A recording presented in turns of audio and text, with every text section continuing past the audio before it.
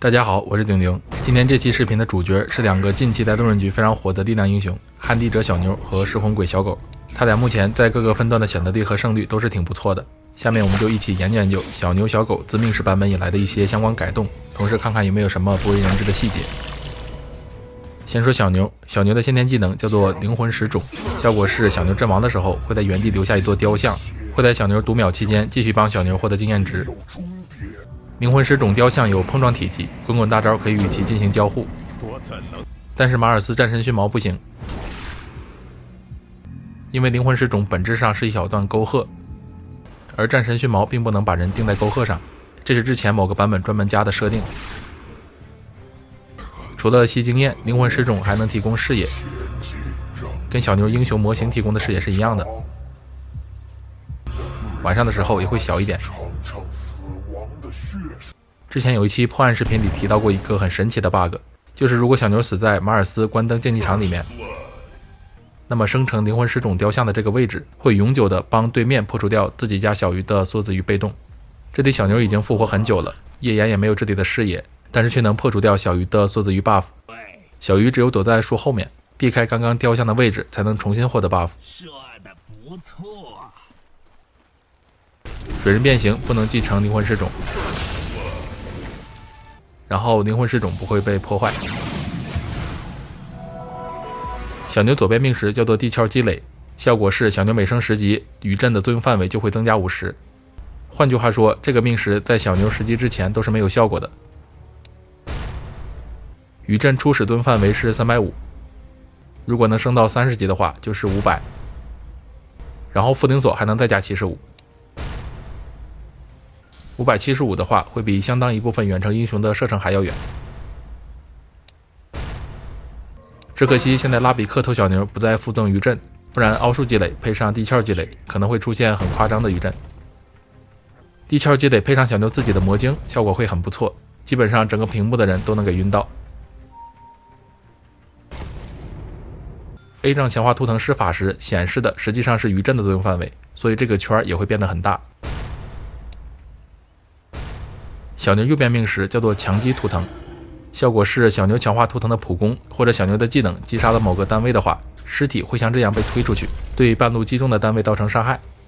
强击图腾的伤害包含一个定制伤害和一个基于尸体最大血量百分比的伤害。比如这里被打飞的是300血的豪猪，那么强击图腾的伤害就是100加上300的7%，总共是121点。如果打飞的是英雄，定制伤害会被提高到450，英雄级单位会被当作英雄处理。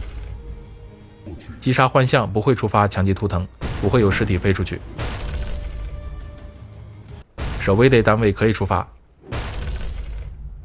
信使也行。击飞的方向一定是目标阵亡时与小牛连线并远离小牛的方向。如果小牛跟目标完全重合，就是朝小牛的朝向击飞。击飞的距离是1200，速度很快，有1600。英雄阵亡的时候不是立马就能买活，如果被小牛击飞，做不到在强击图腾结束之前买活。然后跟火女波、大圣板之类的技能类似，如果击杀的是野怪石头人，强击图腾也可能会对分裂出来的小石头人同时造成伤害。这个命石最开始的时候只有强化图腾的普攻可以触发，后来改成了小牛的其他技能也行。如果被击飞的尸体把人撞死，也会再次触发强击图腾。最爽的还是大招回音机，如果是一片小蜘蛛，再配上术士的先天技能小魔童，一发回音机能打出非常爽的视觉效果。只有小牛的原装技能可以触发强击图腾，所以灰药、骨灰之类的物品不能触发。然后强击图腾命石是绑定在小牛模型上的效果，不是技能，所以拉比克偷小牛的技能不能把尸体打飞，即使偷的是强化图腾也不行。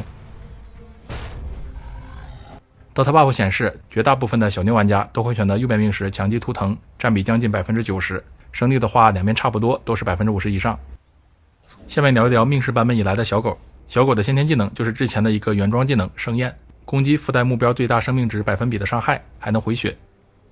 小狗最开始有一个叫做噬尸鬼的命石，效果是小狗每补一个兵都能永久增加自己的最大生命值。现在这个效果被直接并到了先天技能盛宴里面，每补一个非英雄单位最大生命值+1。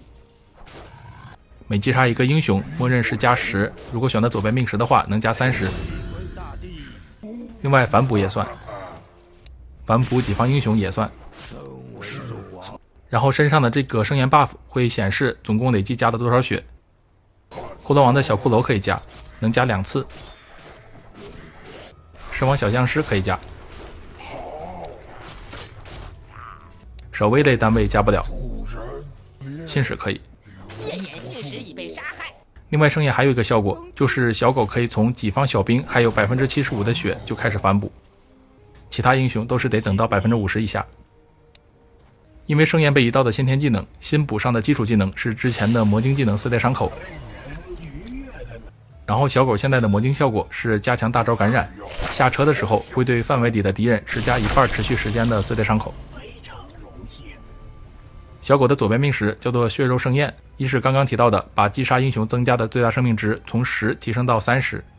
第二个效果是，如果敌人带着4代伤口的debuff阵亡，4代伤口技能的冷却时间会被刷新。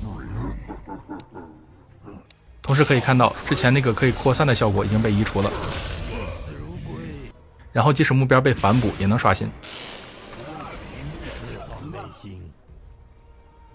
米波的某一只狗被其他狗带死这种情况，在面对很多技能的时候都不作数，比如军团加不了攻。但是这种情况下，4代伤口依然可以刷新 CD。甚至是召唤物或者幻象到时间也能刷新4代伤口。有一种情况刷新不了，就是被冰魂大招斩杀，因为冰晶爆轰的斩杀会先结算死亡驱散，导致小狗这边判定目标死亡的时候，身上已经没有4代伤口了。小狗右边命时叫做喋血风暴，技能介绍看上去像是在说上车之后会有个类似于护药的效果，但其实是只有下车这下才能触发喋血风暴的持续伤害。相当于是给感染的固有即时伤害补上3段持续伤害。下车的时候，车所剩的血量越多，喋血风暴的伤害就越高，3段的总伤害是宿主剩余血量的 25%。然后现在感染默认不再能钻远古，只有选择喋血风暴命时才有。比如这里钻了大黑龙之后是3560血，下车之后就是3段296点的睡前伤害。技能介绍说的是中立生物，实际上只要是非英雄单位都行，英雄不行，下车没有持续伤害，包括幻象和英雄级单位也是。然后喋血风暴命时和 A 杖还有一个交互， A 杖钻敌方英雄的话，下车也会有喋血风暴伤害，3段的总伤害是小狗在感染期间对目标造成伤害的 25%。然后 7.38B 的时候对小狗 A 杖进行了一个削弱，现在钻敌人不再附带缴械效果。不过攻击间隔从 1.25 降低到了1，之前上车之后总共能打5下，现在是6下。关于喋血风暴最后一点要说的是，持续伤害的 debuff 可以被驱散。跟小牛类似，小狗的命时选择也是一边倒，有超过 92% 的小狗玩家都会选择左边命时血肉盛宴，胜率也是左边明显更高。视频最后分享下7000到8500分段的路人局，小牛小狗比较流行的出装路线。小牛一般就是秘法、挑刀、魔晶，在后面就是辅助比较常见的保命装、风杖、绿杖这些。小狗的话，大多数玩家都会出相位、辉耀、双刀这3件，剩下的格子基本是从这几件里面选，臂章、晕锤、BKB、强袭、大炮等。OK， 以上就是本期视频的全部内容。长视频制作不易，老哥们有学到的话，一定别忘了点赞加关注。感谢收看，我们下个英雄见。